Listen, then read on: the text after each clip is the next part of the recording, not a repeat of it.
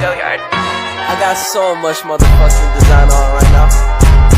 Break it down, bring it back, make it clap. I got 3 old thoughts, new block, where that thing. Bitches on my line, and you know they come straight. Hold up, what it not, 45, scope it cash like, whoa. High fucking with these hoes up. A. Pengertian bimbingan konseling AUD. Menurut Bimo Walkito, bimbingan konseling kegiatan yang bersumber pada kehidupan manusia. Kenyataan menunjukkan bahwa manusia di dalam kehidupannya selalu menghadapi persoalan-persoalan yang silih berganti. Persoalan yang satu dapat diatasi, persoalan yang lain muncul. Demikian selanjutnya.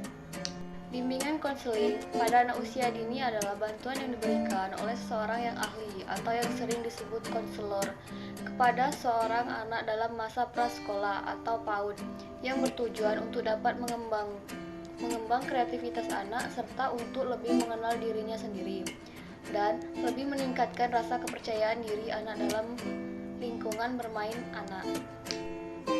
Ruang lingkup bimbingan untuk AUD. Terdapat beberapa ruang lingkup yang terdapat pada bimbingan konseling anak usia dini, yaitu 1. Bimbingan pribadi sosial, 2. Bimbingan belajar, 3. Bimbingan karir. Pelayanan bimbingan konseling pada AUD. Dalam pelaksanaan bimbingan dan konseling pada anak usia dini, terdapat beberapa pelayanan yang dilakukan konselor di sekolah PAUD. Di antaranya adalah 1. Layanan pengumpulan data.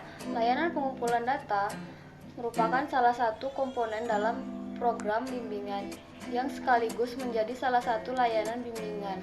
Komponen ini mencakup semua usaha untuk memperoleh data tentang individu, menganalisis dan menafsirkan data, serta menyimpan data itu. Layanan informasi. Layanan ini merupakan layanan yang memungkinkan diberikan baik kepada peserta didik dan orang tua agar dapat menerima dan memahami berbagai informasi layanan konseling, perorangan, dan kelompok. Layanan ini dapat bersifat pribadi maupun kelompok. Dalam layanan konseling, perseorangan merupakan layanan konseling yang diselenggarakan oleh seorang konselor terhadap seorang klien dalam rangka pengentasan masalah pribadi klien, sedangkan secara kelompok melalui layanan bimbingan kelompok.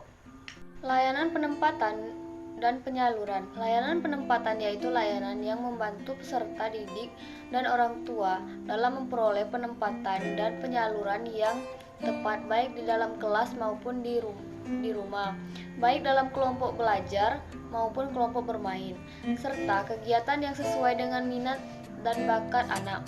Layanan tindak lanjut. Teknik-teknik bimbingan dan konseling pada AUD. Pelaksanaan layanan dan konseling di AUD. A. Aktif. Aktif yang dimaksudkan di sini adalah guru harus menciptakan suasana yang sedemikian rupa sehingga anak-anak aktif untuk bertanya, mempertanyakan mengenai apa yang dibahas dan berani mengemukakan gagasan. B. Kreatif. Kreatif merupakan suatu daya cipta, memiliki kemampuan berkreasi. Peran aktif anak dalam proses pembelajaran akan menghasilkan generasi yang mampu menciptakan sesuatu untuk kepentingan dirinya dan kepentingan orang lain. C. Efektif. Pembelajaran yang efektif terwujud karena pembelajaran yang dilaksanakan dapat menumbuhkan daya kreatif bagi anak sehingga dapat membekali anak dengan berbagai kemampuan setelah proses pembelajaran berlangsung. D. Menyenangkan. Dalam proses belajar, anak perlu terciptanya suasana pembelajaran yang menyenangkan sehingga anak memusatkan perhatiannya secara utuh pada pembelajaran. Pendekatan konseling postmodern, solution focused brief counseling atau SFBC. Postmodern adalah suatu kondisi di mana terjadi penolakan atau ketidakpercayaan terhadap segala hal yang mengarah kepada kebenaran tunggal, keuniversalan, keobjektifan, atau suatu apapun yang hendak dijadikan dasar untuk menilai benar salahnya sebuah konsep atau pengetahuan atas suatu objek dan realita yang terjadi. Pokok-pokok teori postmodern umumnya mengarah pada 3 bidang, yaitu 1. Era historikal atau industri, teknologi atau informasi.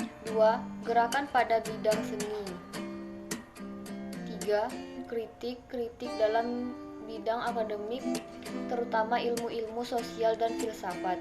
Pandangan tentang sifat dasar manusia. 1. Manusia hidup dengan beraneka ragam realitas atau bahasa, cerita, ideologi.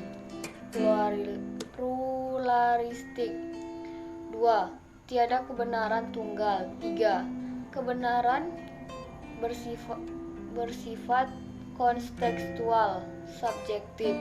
4. Manusia berbekal metode ilmiah yang tepat dapat menemukan pengetahuan yang terpercaya atau realit dan sahih, valid tentang klien dan masalah-masalahnya.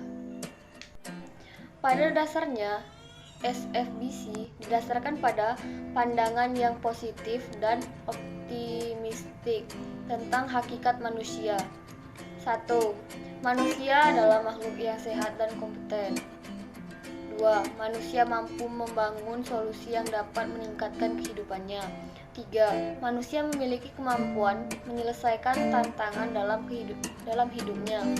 4. Bagaimanapun pengaruh lingkungan terhadap manusia, konselor meyakinkan bahwa saat dalam layanan konseling, kliennya bahwa mampu mengkonstruksikan kelemahannya. 5. Terhadap masalah yang dihadapinya. Baiklah, itulah penjelasan dari saya. Saya akhiri. Wassalamualaikum warahmatullahi wabarakatuh.